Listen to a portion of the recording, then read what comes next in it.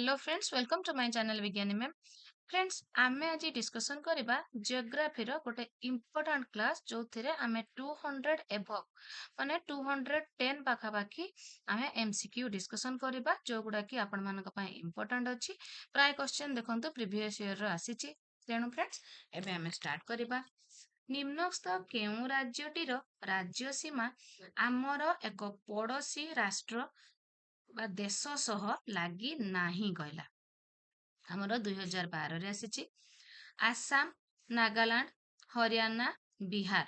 ତ ଫ୍ରେଣ୍ଡସ୍ ଆପଣଙ୍କର ଆସାମ, ନାଗାଲାଣ୍ଡ, ବିହାର ଏଗୁଡିକ ସବୁ ପଡୋଶୀ ଦେଶ ସହ ଲାଗିଛି, କିନ୍ତୁ ହରିୟାଣାଟି ଲାଗି ନାହିଁ। ମାନଚିତ୍ରରେ ପାର୍ବତ୍ୟ ଭୂମି ଦର୍ଶାଇବା ପାଇଁ କେଉଁ ରଙ୍ଗ ବ୍ୟବହାର କରାଯାଏ? ସେ 2012 ରେ ଆସିଛି। ତ ଆପଣଙ୍କର ଆନ୍ସର କୋଉଟା ହବ? ପାର୍ବତ୍ୟ ଭୂମି ଗାଢ ବାଦାମୀ। ବହୁତ ଥର ମୁଁ ଜିଓଗ୍ରାଫି କ୍ଲାସରେ ଆପଣମାନଙ୍କୁ କହିଥାଏ କଥା। ଭାରତର କେଉଁ ରାଜ୍ୟରେ ସର୍ବାଧିକ କୃଷ୍ଣ କାର୍ପାସ ମୃତ୍ତିକା ଦେଖାଯାଏ? ମଧ୍ୟପ୍ରଦେଶ, ମହାରାଷ୍ଟ୍ର, ଗୁଜରାଟ, କର୍ଣ୍ଣାଟକ। ମହାରାଷ୍ଟ୍ରରେ। ଦାରିଙ୍ଗବାଡିରେ ଶୀତଳ ଜଳବାୟୁ ଅନୁଭୂତ ହେବାର କେଉଁ କାରଣଟି ଦାୟୀ? ସମୁଦ୍ର ପତନରୁ ଉଚ୍ଚତା। ସେ 2012 ରେ ଆସିଛି। ତ ଫ୍ରେଣ୍ଡସ୍ ଦେଖିବା କେଉଁ ଜଳବିଦ୍ୟୁତ ଯୋଜନା କର୍ଣ୍ଣାଟକରେ କାବେରୀ ନଦୀ ଉପରେ କାର୍ଯ୍ୟକାରୀ ହେଉଛି? 2013 ସେକେଣ୍ଡରେ ଆସିଛି। ଶିବ ସମୁଦ୍ରମ। ଦେନ୍ ଫ୍ରେଣ୍ଡ ଦେଖିବା ନିମ୍ନୋକ୍ତ କେଉଁଟି ଉତ୍ତର ନାତିଶୀତୋଷ୍ଣ ମଣ୍ଡଳର ବିସ୍ତୃତି ଅଟେ? 2013 ଫାର୍ଷ୍ଟରେ ଆସିଥିଲା। ତ ଆପଣଙ୍କର ଆନ୍ସର ହେଇଯିବ କର୍କଟ ବୃତ୍ତରୁ ସୁମେରୁ ବୃତ୍ତ, ଯୋଉଟା କର୍କଟ କ୍ରାନ୍ତିରୁ ଆପଣଙ୍କର ସୁମେରୁ ବୃତ୍ତ। କର୍କଟ କ୍ରାନ୍ତିରୁ ସୁମେରୁ ବୃତ୍ତ। ତାପରେ ଦେଖିବା ଭୁଲ ଯୋଡିକୁ ବାଛ। ଓଟିଇଟି 2013 ସେକେଣ୍ଡରେ ଆସିଛି। ଭୁଲ ଯୋଡି କୋଉଟା ଆପଣ ବାଛିବେ? ଆପଣଙ୍କର ହେଲା କେରଳ କୃଷ୍ଣା ତ୍ରିକୋଣ ଭୂମି। ଭାରତର ଗ୍ରୀଷ୍ମକାଳୀନ ମୌସୁମୀ ବାୟୁ ପ୍ରବାହ ନିରକ୍ଷବୃତ୍ତ ଅତିକ୍ରମ କରିବା ପୂର୍ବରୁ କେଉଁ ଦିଗରୁ ବହିଥାଏ? ଓଟିଇଟି 2013 ସେକେଣ୍ଡରେ ଆସିଛି। ଆପଣଙ୍କର ଦକ୍ଷିଣ ପୂର୍ବ। କେଉଁଟି ମୃତ୍ତିକା ସଂରକ୍ଷଣର ପରିପନ୍ଥୀ? 2013 ସେକେଣ୍ଡରେ ଆସିଲା। ତ ଆପଣଙ୍କର ଆନ୍ସର ହେଇଗଲା ସ୍ଥାନାନ୍ତରିତ କୃଷି। ଦେନ୍ ଦେଖିବା ମହାସାଗର ସମତଳ କେଉଁ ଶ୍ରେଣୀର ଭୂମିରୂପ? ତ ଏଇଟା ଆମେ ଆଗରୁ ଡିସ୍କସନ କରିଛେ ଥିଓରି କ୍ଲାସରେ। ଆପଣଙ୍କର ପ୍ରଥମ ଶ୍ରେଣୀ, ଦ୍ୱିତୀୟ ଶ୍ରେଣୀ ସବୁ ଯୋଉ ଡିସ୍କସନ କରିଥିଲେ। ମହାସାଗର ସମତଳ, ମହାସାଗର ସମତଳଟା ଆମର ହଉଛି ଦ୍ୱିତୀୟ ଶ୍ରେଣୀ ଭୂମିରୂପ। ଦ୍ୱିତୀୟ ଶ୍ରେଣୀ। ମୌସୁମୀ ବାୟୁ କେଉଁ ପ୍ରକାର ଏକ ବାୟୁ ପ୍ରବାହ? ମୌସୁମୀ ବାୟୁଟା କେଉଁ ପ୍ରକାର ବାୟୁ ପ୍ରବାହ? ଆପଣଙ୍କର ସାମୟିକ। କେଉଁଟି ଜଳବାୟୁର ଏକ ନିୟାମକ ନୁହେଁ? ଆପଣଙ୍କର ହେଇଗଲା ଦ୍ରାଘିମା। ଜଣେ ବ୍ୟକ୍ତି 5 ନମ୍ବର ଜାତୀୟ ରାଜପଥରେ ବାଲେଶ୍ୱରରୁ ବ୍ରହ୍ମପୁର ଯିବା ବାଟରେ କେଉଁ ନଦୀ ଗୁଡିକ କ୍ରମାନ୍ୱୟରେ ଅତିକ୍ରମ କରିବ? ବାଲେଶ୍ୱରରୁ ବ୍ରହ୍ମପୁର। ତ ଆପଣଙ୍କର ହେଲା ବୈତରଣୀ, ବ୍ରାହ୍ମଣୀ, ମହାନଦୀ, ଋଷିକୂଲ୍ୟା। ପ୍ରଥମେ ବୈତରଣୀ, ତାପରେ ବ୍ରାହ୍ମଣୀ, ତାପରେ ଆପଣଙ୍କର ହେଲା ମହାନଦୀ, ତାପରେ ଋଷିକୂଲ୍ୟା। କେଉଁ ଗିରିପଥଟି ପୂର୍ବ ହିମାଳୟରେ ଅବସ୍ଥିତ?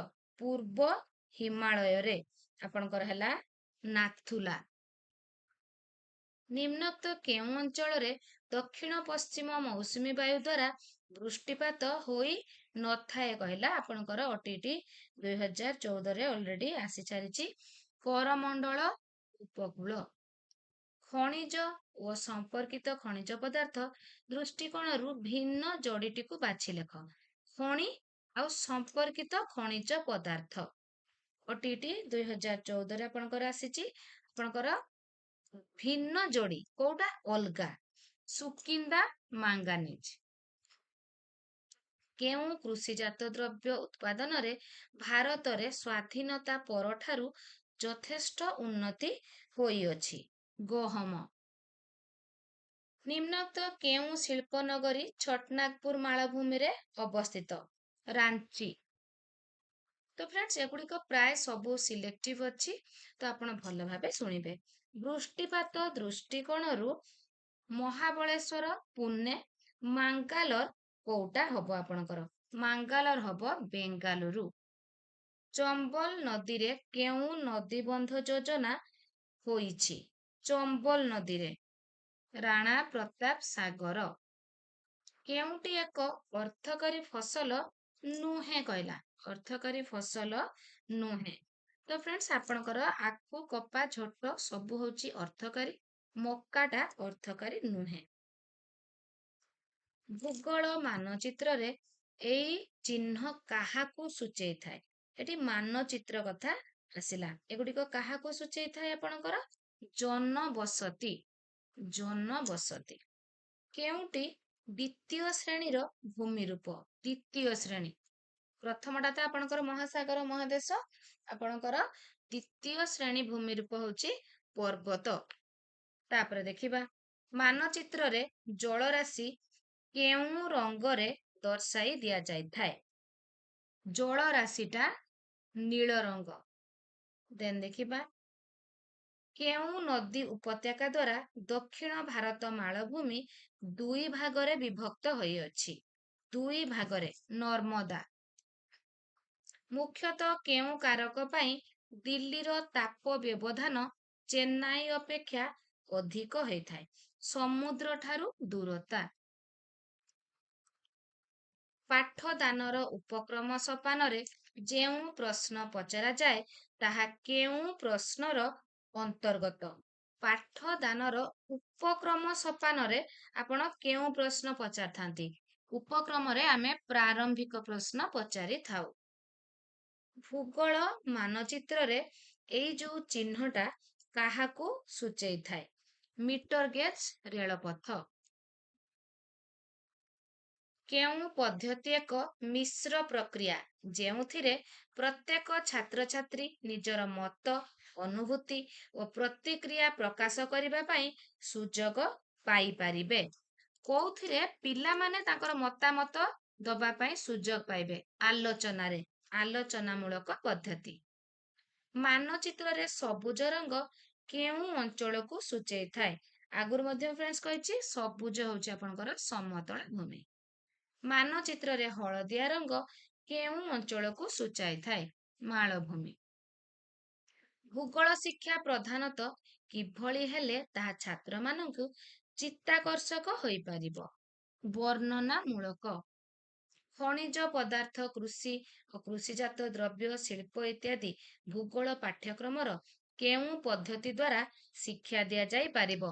ଏଗୁଡ଼ିକୁ ଆପଣ ପ୍ରତ୍ୟକ୍ଷ ପର୍ଯ୍ୟବେକ୍ଷଣ ପିଲାଙ୍କୁ ନେଇକି କରେଇ ପାରିବେ। ମାନଚିତ୍ରରେ ଅଗଭୀର ଜଳରାଶିକୁ ଦର୍ଶାଇବା ପାଇଁ କେଉଁ ରଙ୍ଗ ବ୍ୟବହାର କରାଯାଏ? ଗଭୀର ଜଳରାଶି, ଅଗଭୀର ଜଳରାଶି। ତ ଆପଣଙ୍କର ଏଠି ଯେହେତୁ ଅଗଭୀର କହିଛି ଫିକା ନୀଳ, ଗଭୀର ହେଲେ ଗାଢ ନୀଳ। କେଉଁଟି ଜଳବାୟୁର ଏକ ନିୟାମକ ନୁହେଁ? ଦ୍ରାଘିମା। ଜୁନ ମାସ 21 ତାରିଖରେ କେଉଁଠାରେ ସୂର୍ଯ୍ୟଙ୍କର ଲମ୍ବ କିରଣ ପଡ଼ିଥାଏ? କର୍କଟ କ୍ରାନ୍ତି। ବାରଖାନ ଭୂମିରୂପଟି କେଉଁ କ୍ଷୟକାରୀ ଶକ୍ତି ଦ୍ୱାରା ସୃଷ୍ଟି ହେଇଥାଏ? ଭୂମିରୂପର ଥିଓରି କ୍ଲାସରେ କହିଥିଲି କି ନାହିଁ? ଯୋଉମାନେ ଦେଖିଥିବେ ଜାଣିଥିବେ। ପବନ। ମାନଚିତ୍ରରେ ଗଭୀର ଜଳରାଶି ପାଇଁ କେଉଁ ରଙ୍ଗ ବ୍ୟବହାର କରାଯାଏ? ଗଭୀର ଏବେ ଟିକେ ଆଗରୁ କହିଲି, ଆସିଗଲା କ୍ୱେଶ୍ଚନ। ଗାଢ ନୀଳ। କେତେ ତାରିଖରେ ଦକ୍ଷିଣ ଗୋଲାର୍ଦ୍ଧରେ ଦିନ ବୃହତ୍ତମ ଏବଂ ରାତି କ୍ଷୁଦ୍ରତମ ହେଇଥାଏ? ତ ଫ୍ରେଣ୍ଡସ୍ ଆମର ଆନ୍ସର ହେଇଗଲା ଡିସେମ୍ବର 22। ଗ୍ରୀନୱିଚ ଏବଂ ଭାରତ ମଧ୍ୟରେ ସମୟ ବ୍ୟବଧାନ କେତେ? ଗ୍ରୀନୱିଚ ଓ ଭାରତ 5 ଘଣ୍ଟା 30 ମିନିଟ। ଯଦି ଖ୍ରୀଷ୍ଟମାସ ଡେ ରବିବାର ପଡେ ତେବେ ନୂଆ ବର୍ଷ ଦିନ କେଉଁ ବାରରେ ପଡିବ? ତ ଏଟା ହଉଛି ରବିବାର, ମାନେ ସେଟା ମଧ୍ୟ ଆପଣଙ୍କର ରବିବାରରେ ପଡିବ। ବିଷୁବ ବୃତ୍ତଠାରେ ଏକ ବସ୍ତୁର ଓଜନ ଠାରୁ ମେରୁଠାରେ ସେହି ବସ୍ତୁର ଓଜନ ଅଧିକ ଥାଏ। ଏହାର କାରଣ କଣ? ମେରୁଠାରେ ମାଧ୍ୟାକର୍ଷଣ ଶକ୍ତି ଅଧିକ ହୋଇଥାଏ। କେଉଁ ଦିନ ପୃଥିବୀର ଦିନ ଓ ରାତି ମଧ୍ୟରେ ଅବଧି ସମାନ ଥାଏ? ମାର୍ଚ୍ଚ 21, ସେପ୍ଟେମ୍ବର 23, ଯୋଉଟାକୁ ଆପଣଙ୍କର ସମଦିବାରାତ୍ର ଦିବସ। କେତେ ତାରିଖରେ ଉତ୍ତର ଗୋଲାର୍ଦ୍ଧରେ ଦିନ କ୍ଷୁଦ୍ରତମ ଏବଂ ରାତି ବୃହତ୍ତମ ହୋଇଥାଏ? କୋଉଠି କହିଲା ଫ୍ରେଣ୍ଡସ୍ ଆପଣଙ୍କୁ? ଉତ୍ତର ଗୋଲାର୍ଦ୍ଧରେ ମାନେ ଆପଣ ରହୁଛନ୍ତି ଉତ୍ତର ଗୋଲାର୍ଦ୍ଧରେ, ତ ଦିନ ଛୋଟ ରାତି ବଡ, ତାହେଲେ କୋଉଠି? ଶୀତ ଦିନ, ଯୋଉଟା ଆପଣଙ୍କର ଡିସେମ୍ବର 22। କେତେ ତାରିଖରେ ଦକ୍ଷିଣ ଗୋଲାର୍ଦ୍ଧରେ ଦିନ କ୍ଷୁଦ୍ରତମ ରାତି ବୃହତ୍ତମ? ତ ଫ୍ରେଣ୍ଡସ୍ କେତେ ତାରିଖରେ ଦକ୍ଷିଣ ଗୋଲାର୍ଦ୍ଧରେ ଦିନ କ୍ଷୁଦ୍ରତମ ଏବଂ ରାତି ବୃହତ୍ତମ ହୋଇଥାଏ? ଜୁନ 21ରେ। କେତେ ତାରିଖରେ ଉତ୍ତର ଗୋଲାର୍ଦ୍ଧରେ ଦିନ ବୃହତ୍ତମ ଏବଂ ରାତି କ୍ଷୁଦ୍ରତମ? ଦିନ ବୃହତ୍ତମ, ରାତି କ୍ଷୁଦ୍ରତମ ହେଇଥାଏ। କେତେବେଳେ? ଆପଣଙ୍କର ଜୁନ 21ରେ। ମୌସୁମୀ ବାୟୁ କେଉଁ ବାୟୁ ପ୍ରବାହର ଅନ୍ତର୍ଗତ? ଆପଣଙ୍କର ସାମୟିକ। କେଉଁଟି ସ୍ଥାନୀୟ ବାୟୁ ପ୍ରବାହର ଅନ୍ତର୍ଗତ? ସ୍ଥାନୀୟ, ଲୁ। ଅନ୍ୟ ତିନୋଟି ଠାରୁ ଭିନ୍ନ? ଗଣ୍ଡୱାନାଲାଣ୍ଡ, ଆଙ୍ଗାରଲାଣ୍ଡ, ପାନ୍ଥାଲାସା, ପାଞ୍ଜିଆ। ପାନ୍ଥାଲାସା। ବାତାବର୍ତ୍ତ କେଉଁ ବାୟୁ ପ୍ରବାହର ଅନ୍ତର୍ଗତ? ଆକସ୍ମିକ। କେଉଁ ଅରଣ୍ୟର ପତ୍ରଗୁଡ଼ିକ ବର୍ଷ ସାରା ସବୁଜ ଥାଏ ଏବଂ ପତ୍ରଝଡ଼ା ଦିଏ ନାହିଁ? କହିଲା ପତ୍ରଝଡ଼ା ଦିଏ ନାହିଁ। କ୍ରାନ୍ତୀୟ ଆର୍ଦ୍ର ଚିରହରିତ ଅରଣ୍ୟ। କେଉଁ ଅରଣ୍ୟ ଜୁଆରିଆ ଅଞ୍ଚଳରେ ଦେଖାଯାଏ? ଜୁଆରିଆ, ସୁନ୍ଦରୀ। ଓଡ଼ିଶାର ଜୁଆରିଆ ଅରଣ୍ୟକୁ କଣ କୁହାଯାଏ? ଓଡ଼ିଶାରେ କ୍ଷୁଦ୍ର ସୁନ୍ଦର ବନ। ତାପରେ ରହିଲା ସଲାସ କେଉଁ ଅରଣ୍ୟର ସ୍ଥାନୀୟ ନାମ? ନାତିଶୀତୋଷ୍ଣ ପାର୍ବତ୍ୟ। ଭାରତରେ କେତୋଟି ସଂରକ୍ଷିତ ଜୈବମଣ୍ଡଳ ରହିଛି? 14ଟି। ଭାରତରେ କେତୋଟି ରାମସାର ସ୍ଥଳୀ ରହିଛି? 5ଟି, 6ଟି, 7ଟି, 8ଟି? ଆପଣଙ୍କର 6ଟି। ଭାରତରେ କେତୋଟି ଜାତୀୟ ଉଦ୍ୟାନ ରହିଛି? ଜାତୀୟ ଉଦ୍ୟାନ 96। ଭାରତରେ କେତୋଟି ଅଭୟାରଣ୍ୟ ରହିଛି? ଅଭୟାରଣ୍ୟ 490ଟି। କସ୍ତୁରୀ ମୃଗ ଭାରତର କେଉଁ ସୀମାରେ ଦେଖାଯାଏ? ଭାରତ ନେପାଳ।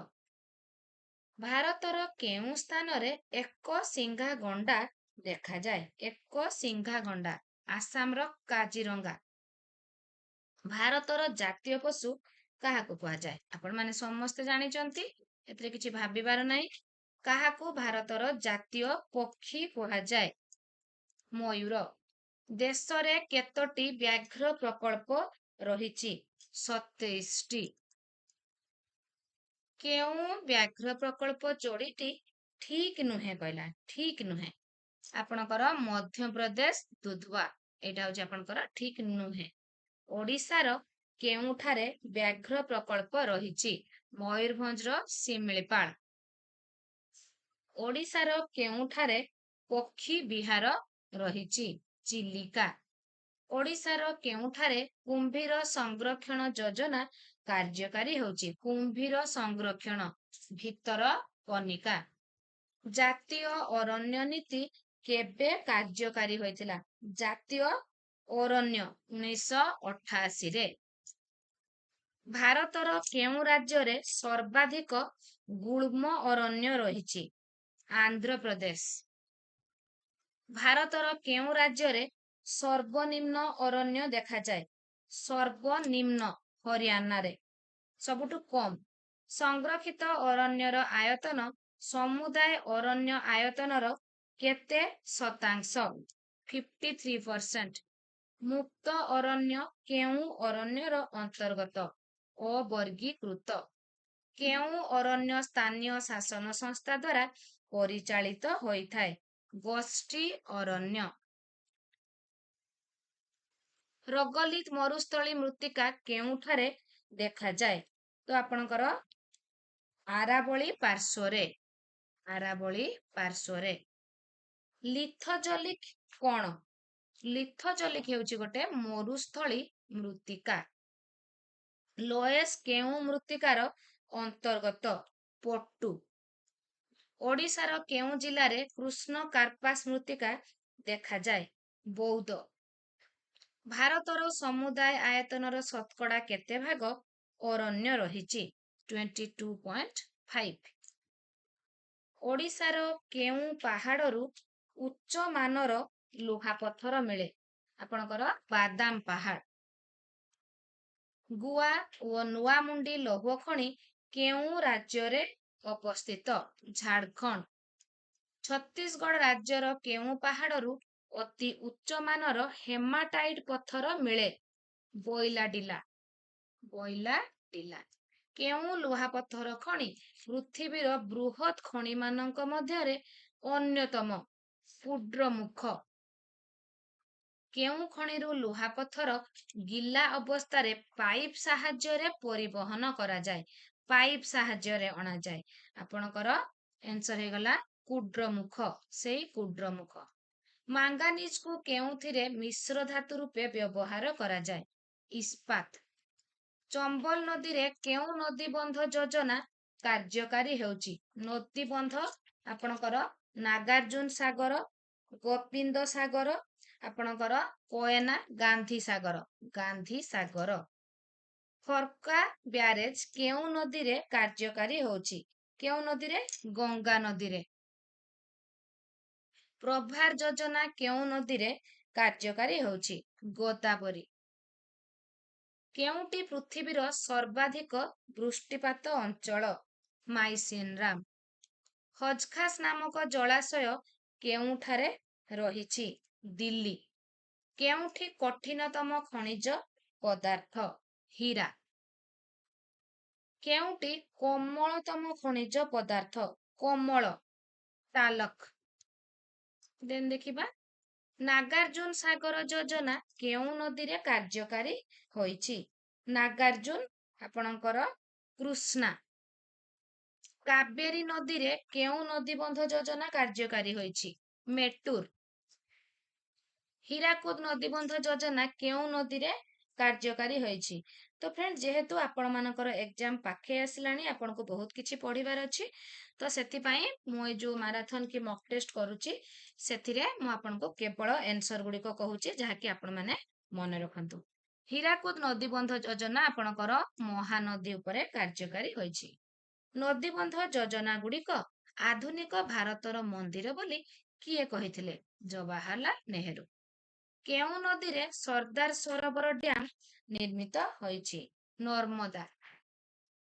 ରାଜସ୍ଥାନର ସଂଗୃହୀତ ବୃଷ୍ଟି ଜଳକୁ କଣ କୁହାଯାଏ? ପାଲାର ପାନି। ପୋଲାର ପାନି। କେଉଁ ରାଜ୍ୟ ବୃଷ୍ଟି ଜଳ ଅମଳ ବ୍ୟବସ୍ଥା ଆଇନ ଲାଗୁ କରିବାରେ ଦେଶର ପ୍ରଥମ ଏବଂ ଏକମାତ୍ର ରାଜ୍ୟ ଅଟେ? ପ୍ରଥମ ଓ ଏକମାତ୍ର ତାମିଲନାଡୁ। କୋୟନା ନଦୀବନ୍ଧ ଯୋଜନା କେଉଁ ନଦୀରେ କାର୍ଯ୍ୟକାରୀ ହେଉଛି? କୃଷ୍ଣା। କେଉଁଟି ଜଳାଭାବର କାରଣ ନୁହେଁ? ଜଳାଭାବର କାରଣ ଆପଣଙ୍କର ଜନସଂଖ୍ୟା ବୃଦ୍ଧି, ଶିଳ୍ପାୟନ, ସହରୀକରଣ ସବୁ ପାଇଁ ଜଳାଭାବ ହଉଛି, କିନ୍ତୁ ବନୀକରଣଟା କାରଣ ନୁହେଁ। ଦେନ୍ ଫ୍ରେଣ୍ଡ ଦେଖିବା ଭାରତରେ ଉତ୍ପାଦିତ ହେଉଥିବା ସମୁଦାୟ ବିଦ୍ୟୁତ ଶକ୍ତିର ଶତକଡ଼ା କେତେ ଭାଗ କେବଳ ଜଳ ବିଦ୍ୟୁତ ଶକ୍ତିରୁ ହିଁ ମିଳିଥାଏ? 22%। କେଉଁ ନଦୀରେ ଭାକ୍ରାନଙ୍ଗଲ ନଦୀବନ୍ଧ ଯୋଜନା କାର୍ଯ୍ୟକାରୀ ହୋଇଛି? ବେୟାସ ଓ ସତଲେଜ। କେଉଁଟି ହାତୀ ପ୍ରକଳ୍ପ ଯୋଡି ନୁହେଁ? ହାତୀ ପ୍ରକଳ୍ପର ଯୋଡି ନୁହେଁ। ତ ଆପଣଙ୍କର ହେଲା ଗୁଜରାଟର ଗିର। ଗୁଜରାଟରେ ହଉଛି କଣ? ସିଂହ ପ୍ରକଳ୍ପ। ତ ଏଟା ହଉଛି ଗୁଜରାଟର ଗିର, ହାତୀ ପ୍ରକଳ୍ପ ଯୋଡି ନୁହେଁ। ଗିର ଅଭୟାରଣ୍ୟ କେଉଁ ବନ୍ୟପ୍ରାଣୀ ପାଇଁ ପ୍ରସିଦ୍ଧ? ଆସିଗଲା ସିଂହ। କେଉଁଟି ପକ୍ଷୀ ବିହାର ନୁହେଁ କହିଲା? ଆସାମର ମାନସ। ତ ତାହେଲେ ଏଗୁଡିକ ସବୁ ପକ୍ଷୀ ବିହାର ମନେ ରଖିବେ ଯେ ସେଇଟା ନୁହେଁ କହିଦେଲି। ଏଠି ଆପଣଙ୍କର ଓଡିଶାର ଚିଲିକା, ରାଜସ୍ଥାନର ରନ୍ଥାଭର, ତାମିଲନାଡୁର କଲିମର ଏଗୁଡିକ ମନେ ରଖିବେ। କେଉଁ ପ୍ରାଣୀ ପାଇଁ କାଜିରଙ୍ଗା ଜାତୀୟ ଉଦ୍ୟାନ ପ୍ରସିଦ୍ଧ? କାଜିରଙ୍ଗା ହଉଛି ଆପଣଙ୍କର ଆସାମର। ଆସାମର ଏକଶିଙ୍ଗି ଗଣ୍ଡା। ଏକଶିଙ୍ଗି ଗଣ୍ଡାଙ୍କ ପାଇଁ। ପୃଥିବୀ ପୃଷ୍ଠରେ ହେଉଥିବା ସମଗ୍ର ବୃଷ୍ଟିପାତର ଶତକଡ଼ା କେତେ ଭାଗ ବୃଷ୍ଟିପାତ ଭାରତରେ ହୋଇଥାଏ? ଭାରତରେ 4 ଭାଗ। ପୃଥିବୀରେ ବାର୍ଷିକ ମୁଣ୍ଡ ପିଛା ମିଳୁଥିବା ଜଳର ପରିମାଣ ଅନୁସାରେ ଭାରତର ସ୍ଥାନ କେତେ? 133। ଇରାବତୀ ଡଲଫିନ୍ କେଉଁ ହ୍ରଦରେ ଦେଖାଯାଏ? ଇରାବତୀ ଡଲଫିନ୍ ଚିଲିକା। ଓଡ଼ିଶାର କେଉଁଠାରେ ଧଳା ବାଘ ଦେଖାଯାଏ? ଧଳା ବାଘ ନନ୍ଦନକାନନ।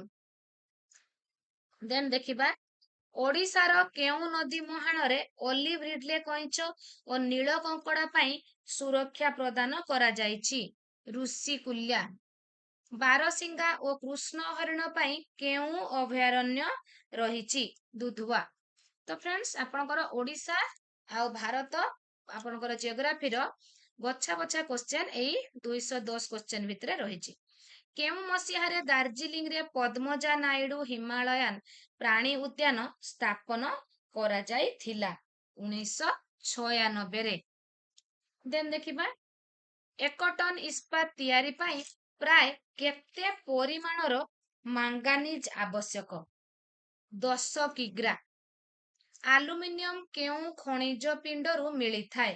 Aluminium bauxite. ଏଇଟା ପ୍ରିଭିୟସ୍ ଇୟର କ୍ୱେଶ୍ଚେନ୍ ରେ ଆସିଥିଲା।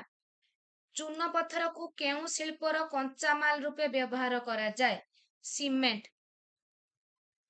ଦେନ୍ ଦେଖିବା ଭାରତର ମୋଟ ଲୁହାପଥରର ଶତକଡ଼ା କେତେ ଭାଗ ଲୁହାପଥର ଓଡ଼ିଶାରେ ଗଚ୍ଛିତ ହୋଇ ରହିଛି? 25%। କେଉଁ ଖଣିଜଟି ପ୍ଲାସର ନିକ୍ଷେପ ଭାବରେ ମିଳିଥାଏ? ରୂପା। ରାଜସ୍ଥାନର କ୍ଷେତ୍ରୀ କେଉଁ ଖଣିଜ ପଦାର୍ଥ ଉତ୍ପାଦନ ପାଇଁ ବିଖ୍ୟାତ? ତମ୍ବା। ରାଜସ୍ଥାନର କ୍ଷେତ୍ରୀ ତମ୍ବା ଉତ୍ପାଦନ ପାଇଁ ବିଖ୍ୟାତ। ଓଡ଼ିଶାରେ ଭାରତର ଶତକଡ଼ା କେତେ ଭାଗ ମାଙ୍ଗାନିଜ୍ ଉତ୍ପାଦିତ ହୁଏ? 33%। ଓଡ଼ିଶାରେ ଭାରତର ଶତକଡ଼ା କେତେ ଭାଗ ବକ୍ସାଇଟ୍ ଉତ୍ପାଦିତ ହୁଏ? 45%। କେଉଁଟି ଓଡ଼ିଶାର ମୁଖ୍ୟ ବକ୍ସାଇଟ୍ ଖଣି ଅଞ୍ଚଳ ଅଟେ? ଆପଣଙ୍କର ହେଲା ପଞ୍ଚପଟମାଳି। ବ୍ଲାଷ୍ଟ ଫର୍ନେସରେ କେଉଁ ଧାତୁକୁ ତରଳାଇବା ପାଇଁ ଚୂନ ପଥର ବ୍ୟବହାର କରାଯାଏ? ଲୁହା ପଥର। ମୌସୁମୀ ବାୟୁ କେଉଁ ବାୟୁ ପ୍ରବାହର ଅନ୍ତର୍ଗତ? ସାମୟିକ, ନିୟତ, ଆକସ୍ମିକ ଆଉ ହେଲା ଆପଣଙ୍କର ସ୍ଥାନୀୟ। ଆପଣଙ୍କର ହେଲା ସାମୟିକ। କେଉଁଟି ସ୍ଥାନୀୟ ବାୟୁ ପ୍ରବାହ? ଏ ଦିଟା କ୍ୱେଶ୍ଚେନ୍ ବହୁତ ଇମ୍ପୋର୍ଟାଣ୍ଟ ରହୁଛି ଆପଣଙ୍କର। ଲୁ। କେଉଁଟି ପାରମ୍ପରିକ ଶକ୍ତି ସମ୍ବଳର ଉତ୍ସ ଅଟେ? କୋଇଲା। କେଉଁଟି ଅଣପାରମ୍ପରିକ ଶକ୍ତି ସମ୍ବଳର ଉତ୍ସ ଅଟେ? ଆପଣଙ୍କର ହେଲା ଜୁଆର। କେଉଁଟି ସର୍ବୋତ୍କୃଷ୍ଟ କଠିନ କୋଇଲା ଅଟେ? କଠିନ ଆନ୍ଥ୍ରାସାଇଟ୍। କେଉଁଟି ନିମ୍ନମାନର କୋଇଲା ଅଟେ? ପିଟ୍। ଝରିଆ ଓ ବୋକାରୋ କୋଇଲା ଖଣି କେଉଁ ରାଜ୍ୟରେ ଅବସ୍ଥିତ? ଝାଡ଼ଖଣ୍ଡ। କେଉଁଟି ଖଣିଜ ତୈଳ ଉତ୍ପାଦନର ସର୍ବପୁରାତନ ରାଜ୍ୟ? ଖଣିଜ ତୈଳ ଆସାମ। କେଉଁଟି ଓଡ଼ିଶାର କୋଇଲା ଖଣି ନୁହେଁ? ଗିରିଡିହ। କେଉଁଟି ଭାରତର ସର୍ବପୁରାତନ ତୈଳ ବିଶୋଧନାଗାର? କୋଉଟା ଫ୍ରେଣ୍ଡସ୍? ଆମର ଦିଗ୍ବଇ। ଓଡ଼ିଶାର କେଉଁ ନଦୀବନ୍ଧ ଯୋଜନାରୁ ବିଦ୍ୟୁତ ଶକ୍ତି ଉତ୍ପାଦନ କରାଯାଏ? ହୀରାକୁଦ। କେଉଁଟି ପରମାଣୁ ଶକ୍ତି କେନ୍ଦ୍ରର ଯୋଡି ନୁହେଁ କହିଲା? ବିହାର କୋଟା। କେଉଁଟି ଭାରତର ସର୍ବବୃହତ୍ ସୌରତାପ ଶକ୍ତି କେନ୍ଦ୍ର? ମାଧପୁର। ମାଙ୍ଗାନିଜ୍ ଉତ୍ପାଦନରେ ଭାରତ ପୃଥିବୀରେ କେଉଁ ସ୍ଥାନ ଅଧିକାର କରିଛି? 5ମ ସ୍ଥାନ। କେଉଁ ଖଣିଜଟି ପ୍ଲାସର ନିକ୍ଷେପ ଭାବେ ମିଳିଥାଏ? ତ ଆପଣଙ୍କର ହେଲା ରୂପା। ଏବେ ଏଇଟା ଆମେ ଆଲୋଚନା କରିକି ଗଲେ। ତାପରେ ଫ୍ରେଣ୍ଡସ୍ ଦେଖିବା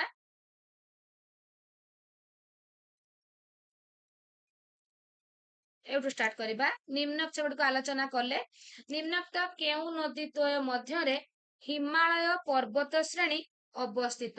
ହିମାଳୟ ପର୍ବତ ଶ୍ରେଣୀ ସିନ୍ଧୁ ଓ ବ୍ରହ୍ମପୁତ୍ର। ନିମ୍ନୋକ୍ତ କେଉଁ ପର୍ବତମାଳା ପାମିର ମାଳଭୂମି ଠାରୁ କାଶ୍ମୀର ଅନ୍ତର୍ଗତ ସିନ୍ଧୁ ନଦୀ ପର୍ଯ୍ୟନ୍ତ ଲମ୍ବି ଅଛି? କାରାକୋରମ। ନିମ୍ନୋକ୍ତ କେଉଁ ପର୍ବତ ଶ୍ରେଣୀ ହିମାଳୟର ଉତ୍ତରରୁ ଦକ୍ଷିଣକୁ ଲମ୍ବି ଅଛି? ହିମାଦ୍ରି, ହିମାଚଳ, ଶିୱାଲିକ। କେଉଁ ପର୍ବତ ଶ୍ରେଣୀରେ ଡେରାଡୁନ ଓ ପାଟଲିଡୁନ ଅବସ୍ଥିତ? ଶିୱାଲିକ। ସମୁଦ୍ର ପତନରୁ ହାରାହାରି କେତେ ମିଟର ଉଚ୍ଚତା ମଧ୍ୟରେ ଶିୱାଲିକ ପର୍ବତ ଶ୍ରେଣୀ ଅବସ୍ଥିତ? ତ ଆପଣଙ୍କର ହେଲା 1000 ରୁ 1200। କେଉଁ ପର୍ବତମାଳାରେ କାଙ୍ଗ୍ରା ଓ କୁଲୁ ଉପତ୍ୟକା ଅବସ୍ଥିତ? ହିମାଚଳ। ନିମ୍ନୋକ୍ତ କେଉଁ ପର୍ବତ ଶ୍ରେଣୀ ହିମାଚଳର ମୁଖ୍ୟ ପର୍ବତ ଶ୍ରେଣୀ ନୁହେଁ କହୁଛି ଫ୍ରେଣ୍ଡସ୍? ନୁହେଁ। ନନ୍ଦା ଦେବୀ। ନିମ୍ନୋକ୍ତ କେଉଁଟି ଭାରତର ସର୍ବୋଚ୍ଚ ଶୃଙ୍ଗ? କାଞ୍ଚନଜଙ୍ଗା। ଭାରତର କେଉଁ ରାଜ୍ୟରେ କାଞ୍ଚନଜଙ୍ଗା ପର୍ବତ ଶ୍ରେଣୀ ଅବସ୍ଥିତ? ସିକିମ। ନିମ୍ନୋକ୍ତ କେଉଁ ରାଜ୍ୟ ହିମାଳୟ ପର୍ବତ ଶ୍ରେଣୀକୁ ଲାଗି ନାହିଁ? ଛତିଶଗଡ଼। ଦାର୍ଜିଲିଂ ପାର୍ବତୀୟ ସହର କେଉଁ ରାଜ୍ୟରେ ଅବସ୍ଥିତ? ଆପଣମାନେ ସମସ୍ତେ ଜାଣିଥିବେ ପଶ୍ଚିମବଙ୍ଗ। ହିମାଳୟ ପର୍ବତ ଶ୍ରେଣୀ ପଶ୍ଚିମରୁ ପୂର୍ବକୁ ବିଭାଜନ ଦୃଷ୍ଟିରୁ ସିନ୍ଧୁ ନଦୀ ଓ ସତଲେଜ ନଦୀ, ପଞ୍ଜାବ ହିମାଳୟ, ସତଲେଜ ଓ କାଳି ନଦୀ। ତ ଆପଣଙ୍କର ଆନ୍ସର ହେଇଗଲା କୋଉଟା? କୁମାୟୁନ ହିମାଳୟ। ମିଜ ଏବଂ ଲୁସାଇ ପର୍ବତ ଗୁଡିକ କେଉଁ ପର୍ବତର ଅନ୍ତର୍ଗତ? ପୂର୍ବାଚଳ। ନିମ୍ନୋକ୍ତ କେଉଁଟି ହିମାଳୟ ପର୍ବତମାଳାର ଗିରିପଥ ନୁହେଁ? ଥାଲଘାଟ। ଗିରିପଥ ଦୃଷ୍ଟିରୁ ଜଜିଲା, ଜାମ୍ମୁ ଓ କାଶ୍ମୀର, ଶିବକିଲା। ଶିବକିଲାଟା ଆପଣଙ୍କର ହିମାଚଳ ପ୍ରଦେଶ। ନିମ୍ନୋକ୍ତ କେଉଁ ପର୍ବତ ଶ୍ରେଣୀ ପୂର୍ବାଚଳର ଅନ୍ତର୍ଗତ? ପାତକୈବମ, ନାଗା, ଜୟନ୍ତିଆ। ପର୍ବତ ଶ୍ରେଣୀ ପୂର୍ବାଚଳର ଅନ୍ତର୍ଗତ। ଭାରତର ସର୍ବୋଚ୍ଚ କାଞ୍ଚନଜଙ୍ଗାର ଉଚ୍ଚତା କେତେ ମିଟର? ଉଚ୍ଚତା ଆପଣଙ୍କର 8598 ମିଟର। କାଳି ଓ ତିସ୍ତା ନଦୀ ମଧ୍ୟବର୍ତ୍ତୀ ଅଞ୍ଚଳରେ କେଉଁ ପର୍ବତ ଶ୍ରେଣୀ ଅବସ୍ଥିତ? ନେପାଳ ହିମାଳୟ। କେଉଁ ପର୍ବତ ଶ୍ରେଣୀ ଭାରତର ପୂର୍ବ ସୀମା ନିର୍ଦ୍ଧାରଣ କରୁଛି? ପୂର୍ବ ସୀମା ନିର୍ଦ୍ଧାରଣ କରୁଛି ପୂର୍ବାଞ୍ଚଳ। କେଉଁ ଗିରିପଥ ସିକିମ ରାଜ୍ୟରେ ଅବସ୍ଥିତ? ସିକିମ, ନାଥୁଲା। ବାଲ୍ଟର ଓ ସିଆଚିନ ହିମବାହ କେଉଁ ପର୍ବତ ଶ୍ରେଣୀରେ ଅବସ୍ଥିତ? କାରାକୋରମ। ଭାରତର ଉତ୍ତରସ୍ଥ ସମତଳ ଅଞ୍ଚଳର ଦୈର୍ଘ୍ୟ ପ୍ରାୟ କେତେ କିଲୋମିଟର? ଉତ୍ତରସ୍ଥ ସମତଳ ଅଞ୍ଚଳ ନଦୀର ଉପନଦୀ ମାନଙ୍କ ଦ୍ୱାରା ପଞ୍ଜାବ ସମତଳ ଭୂମି ଗଠିତ। ପଞ୍ଜାବ ସମତଳ ଭୂମି। ତ ଆପଣଙ୍କର ଆନ୍ସର ହେଇଗଲା ସିନ୍ଧୁ। ସିନ୍ଧୁ। ଦେନ୍ ଫ୍ରେଣ୍ଡ ଦେଖିବା ଭାରତର ଥର୍ ମରୁଭୂମି କେଉଁ ରାଜ୍ୟରେ ଅବସ୍ଥିତ? ଭାରତର ଥର୍, ରାଜସ୍ଥାନ। କେଉଁ ରାଜ୍ୟରେ ବ୍ରହ୍ମପୁତ୍ର ସମତଳ ଭୂମି ଅବସ୍ଥିତ? ବ୍ରହ୍ମପୁତ୍ର, ଆସାମ। ଆସାମ ହିମାଳୟ କେଉଁ ନଦୀଦ୍ୱୟ ମଧ୍ୟରେ ଅବସ୍ଥିତ? ତିସ୍ତା ଓ ଦିହାଙ୍ଗ। କେଉଁ ନଦୀତ୍ରୟ ଦ୍ୱାରା ଉତ୍ତରସ୍ଥ ବିଶାଳ ସମତଳ ଭୂମି ଗଠିତ ହୋଇଛି? ସିନ୍ଧୁ, ଗଙ୍ଗା, ବ୍ରହ୍ମପୁତ୍ର। ସିନ୍ଧୁ, ଗଙ୍ଗା, ବ୍ରହ୍ମପୁତ୍ର। ମାଲବାରର ଉତ୍ତରକୁ କେଉଁ ଉପକୂଳ ଅବସ୍ଥିତ? କନ୍ନଡ଼ ଉପକୂଳ। କେଉଁଟି ଏକ ଉପହ୍ରଦ ଅଟେ? ଚିଲିକା। ଦେନ୍ ଦେଖିବା କେଉଁ ରାଜ୍ୟର ଉପକୂଳରେ ଅନେକ ଗୁଡ଼ିଏ ଉପହ୍ରଦ ଦେଖାଯାଏ? କେରଳ। ଅନେକ ଗୁଡ଼ିଏ ଉପହ୍ରଦ। ଓଡ଼ିଶାର ଉଚ୍ଚତମ ଶୃଙ୍ଗ ଦେଓମାଳି କେଉଁ ଜିଲ୍ଲାରେ ଅବସ୍ଥିତ? କୋରାପୁଟ। ଶିମିଳିପାଳ ପର୍ବତ ଶ୍ରେଣୀ କେଉଁ ଜିଲ୍ଲାରେ ଅବସ୍ଥିତ? ଶିମିଳିପାଳ, ମୟୂରଭଞ୍ଜ। ଓଡ଼ିଶାର କେଉଁ ଜିଲ୍ଲା ସମୁଦ୍ରକୁ ଲାଗି ନାହିଁ? କଟକ। ଗୋଆ ଉପକୂଳକୁ ଲାଗି ଦକ୍ଷିଣରେ ଅବସ୍ଥିତ ସଂକୀର୍ଣ୍ଣ ଉପକୂଳକୁ କଣ କୁହାଯାଏ? କନ୍ନଡ଼। ଦେନ୍ ଦେଖିବା ଫ୍ରେଣ୍ଡସ୍ ଯେପରି ଭି ଉପତ୍ୟକାକୁ ନଦୀଖାତ କୁହାଯାଏ ସେହିପରି ଆଇ ଆକାର ଗଭୀର ଉପତ୍ୟକାକୁ କଣ କୁହାଯାଏ? ତ ଆପଣଙ୍କର କେନିୟନ। ଗଙ୍ଗା ନଦୀର ପ୍ରଧାନ ଉପନଦୀର ନାମ କଣ? ଗଙ୍ଗାର ପ୍ରଧାନ ଉପନଦୀ ଯମୁନା। କେଉଁ ସ୍ଥାନରେ ଗଙ୍ଗା ଓ ଯମୁନା ନଦୀ ମିଳିତ ହୋଇଛନ୍ତି? ମିଳିତ ହୋଇଛନ୍ତି ଆହ୍ଲାବାଦ। ତାପରେ ଦେଖିବା ଶଙ୍ଖ ଓ କୋଏଲ ନଦୀ ମିଳିତ ହୋଇ କେଉଁ ନଦୀ ନାମରେ ନାମିତ ହେଇଛନ୍ତି? ଶଙ୍ଖ ଆଉ କୋଏଲ ଆପଣଙ୍କର ମିଳିତ ହେଲା ପରେ ସେମାନେ ବ୍ରାହ୍ମଣୀ ନଦୀ। ଓଡ଼ିଶାର ଦ୍ୱିତୀୟ ବୃହତ୍ତମ ନଦୀର ନାମ କଣ? ଦ୍ୱିତୀୟ ବୃହତ୍ତମ ହଉଛି ବ୍ରାହ୍ମଣୀ। ଦେନ୍ ଦେଖିବା କେଉଁଟି ବ୍ରାହ୍ମଣୀ ନଦୀର ମୁଖ୍ୟ ଶାଖା ନଦୀ? ଖରସ୍ରୋତା। କେଉଁ ମାଳଭୂମିରୁ ସୁବର୍ଣ୍ଣରେଖା ନଦୀ ଉତ୍ପତ୍ତି ଲାଭ କରିଛି? ଛଟନାଗପୁର ମାଳଭୂମିରୁ। ବରେହିପାଣି ଜଳପ୍ରପାତ କେଉଁ ନଦୀରେ ଅବସ୍ଥିତ? ବରେହିପାଣି ବୁଢାବଳଙ୍ଗ। ସାଳନ୍ଦୀ କେଉଁ ନଦୀର ଉପନଦୀ ଅଟେ? ସାଳନ୍ଦୀ ବୈତରଣୀ ନଦୀର ଉପନଦୀ ଅଟେ। ଋଷିକୁଲ୍ୟା ନଦୀ ଦୈର୍ଘ୍ୟ କେତେ କିଲୋମିଟର? 165 କିଲୋମିଟର। କେଉଁଟି ଭାରତର ବୃହତ୍ତମ ହ୍ରଦ ଅଟେ? ଭାରତର ସବୁଠୁ ବୃହତ୍ତମ ହ୍ରଦ ହେଲା ଚିଲିକା, ଯୋଉଟା କି ଓଡ଼ିଶାର। ଚିଲିକା ହ୍ରଦ ଭାରତର କେଉଁ ରାଜ୍ୟରେ ଅବସ୍ଥିତ? ଏବେ କ୍ୱେଶ୍ଚନ ଆସିଲା ଓଡ଼ିଶା। ଚିଲିକାର ଦୈର୍ଘ୍ୟ ଓ ପ୍ରସ୍ଥ କେତେ କିଲୋମିଟର? ଆପଣଙ୍କର 71 ଓ 32 କିଲୋମିଟର। ନିମ୍ନୋକ୍ତ କେଉଁ ପାହାଡ ଚିଲିକା ମଧ୍ୟରେ ନାହିଁ? ଆପଣଙ୍କର ପାରିକୁଦ, ମାଲୁଦ, କାଳିଜାଇ ସବୁ ଚିଲିକା ମଧ୍ୟରେ ଅଛି। ବାଦାମ ପାହାଡ ଚିଲିକା ମଧ୍ୟରେ ନାହିଁ। କେଉଁଟି ଚିଲିକା ହ୍ରଦରେ ଦେଖାଯାଏ ନାହିଁ? ଆପଣଙ୍କର ପକ୍ଷୀ ବିହାର, ନୌ ତାଲିମ କେନ୍ଦ୍ର, ପ୍ରାକୃତିକ ସୌନ୍ଦର୍ଯ୍ୟ ସବୁ ଅଛି, ମଧୁର ଜଳ ଦେଖାଯାଏ ନାହିଁ। ଅଂଶୁପା ହ୍ରଦ କେଉଁ ନଦୀରୁ ସୃଷ୍ଟି? ମହାନଦୀ। ପାଟ ହ୍ରଦ ଓଡ଼ିଶାର କେଉଁ ଜିଲ୍ଲାରେ ଅବସ୍ଥିତ? ପାଟ, ଗଞ୍ଜାମ। କେବେ ଭାରତରୁ ମୌସୁମୀ ବାୟୁ ପ୍ରତ୍ୟାବର୍ତ୍ତନ କରିବା ଆରମ୍ଭ କରିଥାଏ? ଅକ୍ଟୋବର ଆଉ ନଭେମ୍ବର। ଓଡ଼ିଶାରେ କି ପ୍ରକାର ଜଳବାୟୁ ଦେଖାଯାଏ? ଓଡ଼ିଶାରେ ଉଷ୍ଣ ଓ ଆର୍ଦ୍ର ଜଳବାୟୁ ଦେଖାଯାଏ। ତ ଫ୍ରେଣ୍ଡସ୍, ଏଠି ଆମେ 210 ପାଖାପାଖି କ୍ୱେଶ୍ଚନ ଡିସ୍କସନ କରିଦେଲେ। ଯଦି ଆପଣଙ୍କୁ ମୋର ଭିଡିଓଟି ଭଲ ଲାଗିଥାଏ, ଲାଇକ୍, ସେୟାର, କମେଣ୍ଟ କରିବାକୁ ଆଦୌ ବି ଭୁଲିବେ ନାହିଁ। ଚ୍ୟାନେଲରେ ନୂଆ ଥିଲେ ଯଦି ସବସ୍କ୍ରାଇବ କରୁଛନ୍ତି, ଏମିତି ଆହୁରି ଅଧିକ ମକ୍ ଟେଷ୍ଟ ସବୁ ଆପଣଙ୍କ ପାଖରେ ପ୍ରଥମେ ପହଞ୍ଚିବ। ଆଜି ପାଇଁ ଏତିକି। Take care.